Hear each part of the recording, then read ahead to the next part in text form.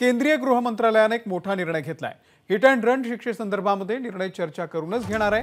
Truck चालक मालकांशी सल्लामसलत करून या संदर्भातला निर्णय घेतला जाईल।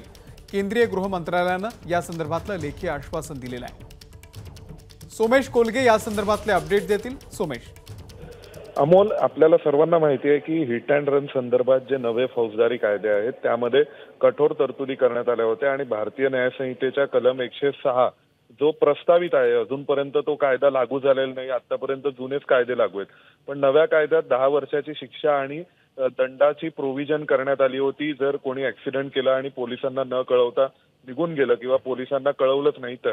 आता अशा प्रकरणांमध्ये अशा स्वरूपाचा कायदा कडक केल्यानंतर त्याची मोठी प्रतिक्रिया ट्रक चालकांकडून उमटली होती आणि ट्रक चालकांनी मोठ्या प्रमाणावर संप केला होता आणि त्यानंतर मग एक चर्चा झाली होती गृह मंत्रालयाची, जे आपले केंद्रीय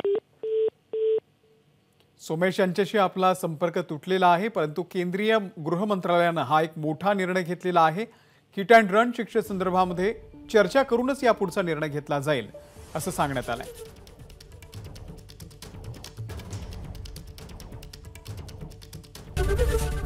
एबीपी माझा, उघडा डोळे बघा नीट।